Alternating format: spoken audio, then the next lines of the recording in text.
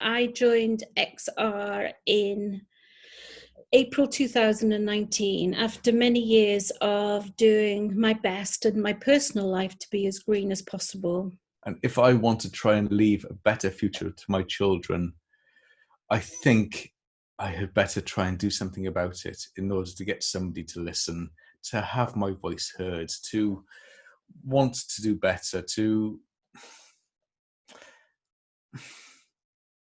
I want to at least try. I joined XR because I felt helpless. I was changing as much as I could, like lifestyle wise, like making a lot of kind of environmentally friendly kind of changes, but it just wasn't enough. And I needed to do more. So I attended a couple of XR actions. I was incredibly impressed actually with how the organisation works, both on the macro and the micro level. There were some very, very moving moments at the Cardiff action when the police officer in charge of actually closing down the action still made time to say, and I would like to thank you on behalf of my children. That for me was a crucial moment, a really crucial moment. That's when I saw the power of what this movement can be. I realised how serious the ecological and climate crisis is, and that we need to act now and tell the truth about it as XR demands. What I'm doing, what we do as a collective people to want that better future won't be heard if we sit at home and do nothing. And I want to try and make a difference. I want to do the right thing.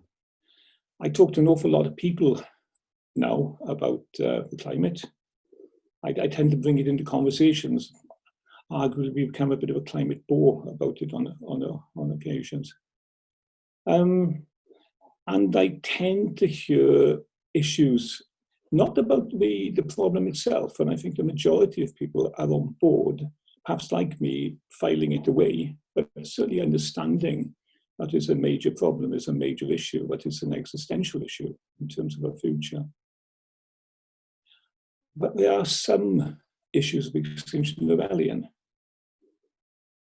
I think people have said to me, but I haven't got the time. I can't be committed to this. I mean, I don't think Extinction Rebellion help themselves sometimes because, for instance, last year in October, we were saying to people to take 2 weeks off work and come and demonstrate in London. Well, not many people can easily take 2 weeks off work, including myself.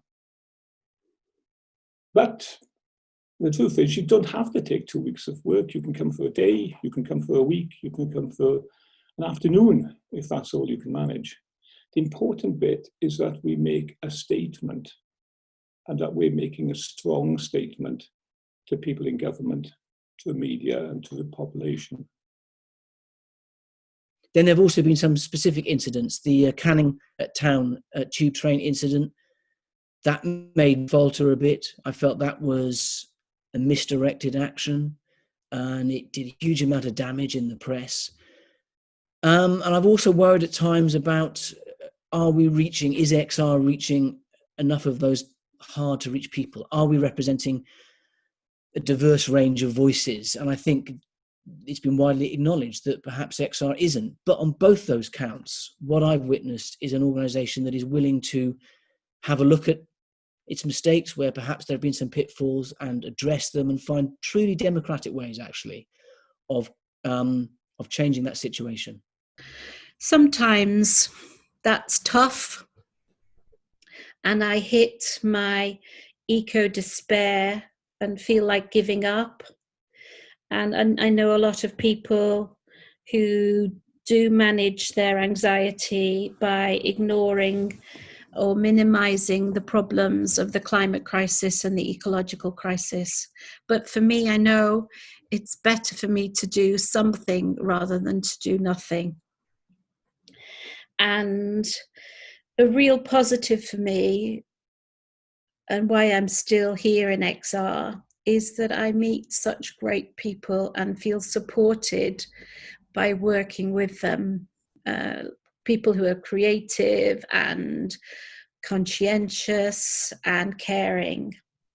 Yeah, sometimes I feel like giving up just because it's such a slow process that you don't have instant results, and it's kind of can be a bit disheartening sometimes, but then you look back at what we've achieved so far as a movement and how much I've grown as a person, even, like, you know, XR's changed me. It's like, but yeah, it's what we've achieved so far is what keeps me going, really. Sometimes I feel like things aren't going to happen. We're not going to get anywhere. But I'm not going to give up. To just give up, it seems pointless. Have to do something. So I'm still very much a supporter of XR and hope to be as active as I can be, because we are currently living in the most ecologically destructive and damaging time in the history of humanity. And it's happening on our watch. So we've got to try to change our way of being, our way of living, but also because I'm convinced that those systemic changes will introduce a higher and a better quality of life for the vast majority of people, certainly a much better situation than we're in now. Also, I think we've had an influence on politics. Not enough so far, but I think it's already become part of a political agenda. And that's so important. That's absolutely vital for what we can do if change is to occur.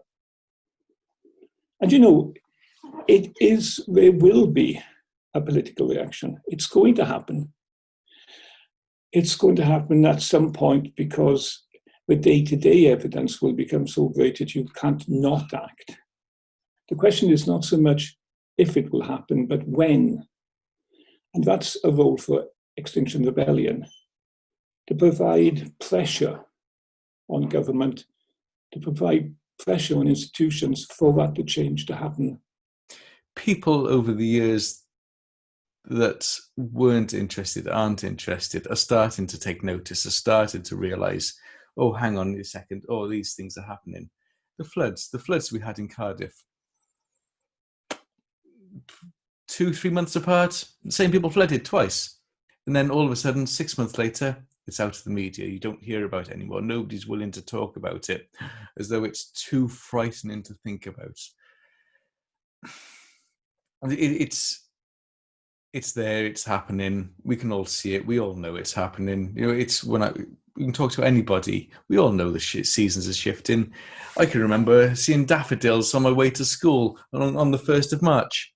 Yeah, you don't get that anymore. It's February, they're coming out nowadays. Silly little things, silly little pointers that if you just stop and think, you see it. Something has to change, something has to give. I think we're failing sometimes. People won't listen, but experience is showing people are listening. I have got 2 children, so on a very intimate level. I look at the science, which is good and strong and evidence-based, and I look at them and I just think, you know, we've got to be able to answer their questions in 20 years' time.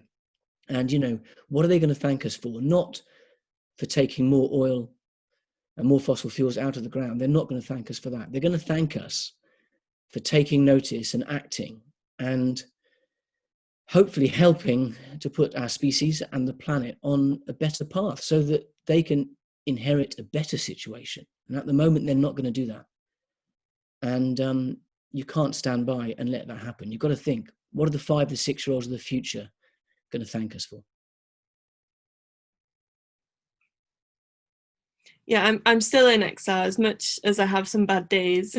I'm still here because I really want to have children in the future. Like, I've had a lot of conversation with my boyfriend about how if we want to have kids, like, you know, it's a pretty rubbish situation that we're putting them in, but hopefully I can do as much as I can to ensure that they have some kind of future. And yeah, so I can look at them in their eyes and tell them that I did all I could.